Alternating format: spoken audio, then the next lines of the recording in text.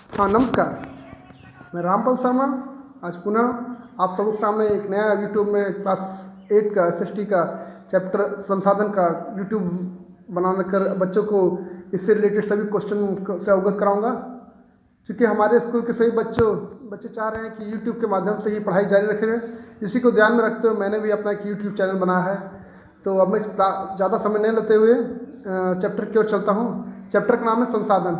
संसाधन से ही नाम से ही पता चलता है कि वैसी चीज़ें, वैसी वस्तुएं जिनका उपयोग कर हम अपने जीवन को और ही कामगार बना सकते हैं और अच्छे जीवन चला सकते हैं हम। चलिए मैं प्रश्नों की ओर बढ़ता हूँ आगे। पहला क्वेश्चन है, पृथ्वी पर संसाधन असमान रूप से क्यों वितरित है? पृथ्वी पर संसाधन, हमारे आसपास जितने भी संसाधन जो जैसे पेड़ पौधे, मिट्टी, वायु, जल, सभी हमारे जीवन में उपयोगी हैं। तब इनका आंसर इस तरह से हो सकता है, प्राकृतिक संसाधन का वितरण भूभाग, जलवायु, ऊंचाई जैसे अनेक भौतिक कारकों पर निर्भर करते हैं। पृथ्वी पर इन कारकों में विभिन्नता होने के कारण संसाधन का वितरण, स्वाभाविक के अलग अलग भौतिक के कारण संसाधन का वितरण अलग अलग है। नेक्स्ट क्वेश्चन, संसाधन संरक्षण क्यों है? संसाधन संरक्षण क्यों? संरक्षण यानी उसको बचाना, है ना, सुरक्षा रखना। आंसर इसका है, संसाधनों को सतर्कतापूर्वक उपयोग करना और उन्हें नवीकरण के लिए समय देना संसाधन संरक्षण है। आज के समय बहुत ही क्रिटिकल समय आ गया है कि हम संसाधनों का दुरुपयोग ना करें, क्योंकि संसाधन हमारे लाइफ में हमेशा काम आते हैं। आगे की ओर क्वेश्चन बढ़ता हुआ मैं, मानव संसाधन महत्वपूर्ण क्यों है? मानव संसाधन यानी स्वयं में, इसका उत्तर है, मानव संसाधन महत्वपूर्ण इसलिए है क्योंकि मनुष्य की योग्यता ही भौतिक पदार्थों का मूल्यांकन संसाधन बनाने में सहायता करती है। हमारे द्वारा जो संसाधन का निर्माण होता है उनका उपयोग करके हम अपने जीवन को और ज़्यादा सरल बनाते हैं। चलिए नेक्स्ट क्वेश्चन है, सतत पोषणीय विकास क्या है? इसका उत्तर होगा, संसाधनों का उपयोग करने की आवश्यकता और भविष्य के लिए उनके संरक्षण में संतुलन बनाए रखना सतत पोषणीय विकास कहलाता है। संसाधनों का मतलब जो संसाधन उपयोग कर रहे हैं उसका उपयोग हम भविष्य के संरक्षण के लिए कर सकते हैं, वही सतत पोषणीय विकास कहलाता है। अब ऑब्जेक्टिव क्वेश्चन, चूँकि क्लास 8 में तो आप सभी जानते हैं कि ऑब्जेक्टिव क्वेश्चन ही आते हैं। मैं धीरे धीरे अपनी वीडियो में बहुत सारे ऑब्जेक्टिव क्वेश्चन भी क्लियर करते जाऊँगा और कुछ मैं नोट्स बना रहा हूँ, उन्हें भी दूंगा मैं बच्चों लोग को, और यूट्यूब के माध्यम से उन बच्चों को शेयर करूंगा ताकि वो बच्चे उस ऑब्जेक्टिव क्वेश्चन को पढ़कर समझ करके 100% मार्क्स लाने की कोशिश करेंगे। चलिए पहला क्वेश्चन, निम्नलिखित में से कौन संसाधन को निर्धारित नहीं करता है? ऑप्शन है उपयोगिता, मूल्य, मात्रा। तो बच्चे हम सभी जानते हैं कि मात्रा जो है संसाधन को निर्धारित नहीं करता है, ठीक है।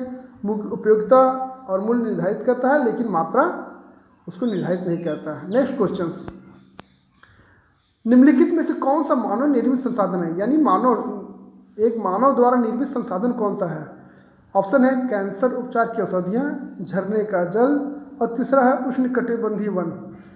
हम सभी जानते हैं ये सभी प्राकृतिक चीज़ हैं, झरने का जल, उष्णकटिबंधीय वन, लेकिन कैंसर उपचार की जो दवाइयाँ हैं वो हम स्वयं बनाते हैं, ठीक है। इसलिए आंसर क्या होगा? थर्ड क्वेश्चन है, खाली जगह को भरना। जैव संसाधन खाली जगह होते हैं, क्या होते हैं? ऑप्शन में जीव जंतुओं से व्युत्पन्न, मनुष्यों द्वारा निर्मित, तीसरा निर्जीव वस्तुओं से व्युत्पन्न। तो इसका आंसर हो जाएगा का जीव जंतुओं से व्युत्पन्न। चलिए ठीक है, अब संभाव्य में कुछ भेद क्लियर करूंगा, संभाव्य और वास्तविक संसाधन। देखिए, मानता हूँ क्लास 8 में सभी ऑब्जेक्टिव क्वेश्चन आते हैं, लेकिन चैप्टर को समझना, पढ़ना, जानना बहुत आवश्यक है, क्योंकि बीच से भी क्वेश्चन देते हैं और बच्चे उसमें समझ नहीं पाते हैं। इसलिए चैप्टर को जानना बहुत जरूरी है। इसलिए चैप्टर का एक निचोड़ क्वेश्चन माध्यम से हम क्लियर कर सकते हैं। संभाव्य और वास्तविक संसाधन में अंतर। संभाव्य संसाधन क्या है? वे संसाधन जिनकी पूरी मात्रा ज्ञान नहीं हो सकती है, पूरी मात्रा ज्ञान नहीं हो सकती है। और वास्तविक संसाधन इन संसाधनों की मात्रा ज्ञान हो सकती है, मतलब मात्रा उनको कितना कंटेंट कितना काउंट में है उसको उनका ज्ञात कर सकते हैं, लेकिन जिसको काउंट नहीं कर सकते हैं वो हो गया संभाव्य संसाधन।